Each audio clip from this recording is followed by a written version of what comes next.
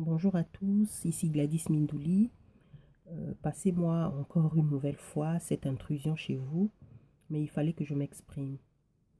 Moi, je ne sais pas vous, mais je suis choquée. Je suis extrêmement choquée par les nouvelles qui nous viennent du Congo, à savoir la pénurie des antirétroviraux destinés aux personnes qui sont atteintes du sida chez nous. Je suis vraiment choquée par, par la cruauté du gouvernement de Sassou. Choqué, mais en même temps, qu'est-ce qui ne nous choque pas au Congo? Tout est fait pour heurter notre sensibilité tous les jours. La violence dont fait preuve ce gouvernement nous bouscule tous les jours. Quand on ne parle pas des milliers de morts dans le pool,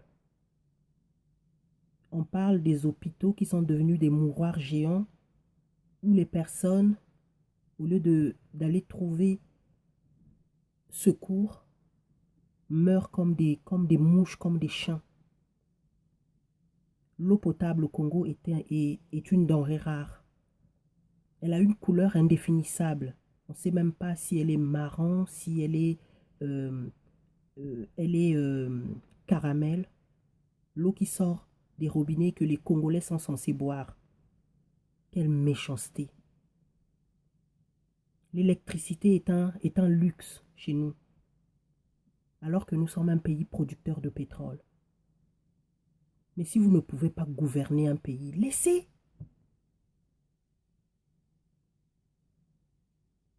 Vous êtes en train de précipiter la mort des Congolais. On ne va pas me dire que toutes les personnes qui attendent leur traitement depuis 4 mois sont toutes originaires du pool. Parce que aujourd'hui, la motivation première de M. Sassou, c'est de finir avec les ressortissants du pool. Dans le lot de ces gens-là, il y a des Congolais du Nord, il y a des Congolais du Sud, il y a des Congolais de l'Ouest, de l'Est. C'est quoi votre motivation? C'est quoi, en fait, votre objectif pour le peuple congolais?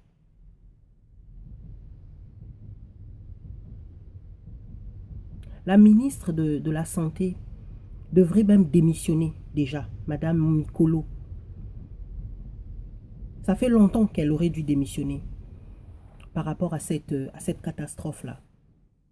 Elle est indigne, cette femme. Est-ce que vous osez encore même vous regarder dans une glace, dans un miroir et dire que vous êtes des hommes et des femmes, des pères de famille, des mères de famille? Vous êtes des gens sans cœur. Mais en tout cas, mes frères et sœurs, vous qui attendez les traitements, ce n'est pas à la population de vous venir en aide. C'est à ces gens-là qui se sont autoproclamés ministres, présidents. C'est à eux de vous porter secours. Alors si vous le pouvez, vous allez siéger devant leur maison, vous allez camper devant leur maison pour leur réclamer ces médicaments. Ils font main basse sur tout. Il n'y a rien au Congo que ces gens-là ne puissent pas voler. Ils sont atteints d'une kleptomanie incurable. Bientôt, ils vont faire un concours de vol à celui qui va voler le plus de mouches, à celui qui va voler le plus de moustiques. Mais en tout cas, à ça, moi, je vous y encourage. Au moins, dans ce pays, il y aura moins de mouches et moins de moustiques. Les gens mourront moins du paludisme. Dégagez! C'est quoi votre problème? Ça fait 32 ans que vous êtes là. Vous avez été incapable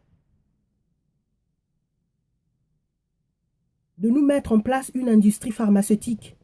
Comme vous êtes des mendiants, vous attendez toujours que les médicaments viennent d'ailleurs. Et là, les pauvres populations manquent de médicaments. Par votre idiotie, les gens vont mourir. par votre méchanceté. Des tas de personnes vont peut-être mourir demain après-demain. C'est inadmissible. C'est inadmissible. On ne peut pas accepter ça. C'est inadmissible. On en a vraiment marre. On en a vraiment marre.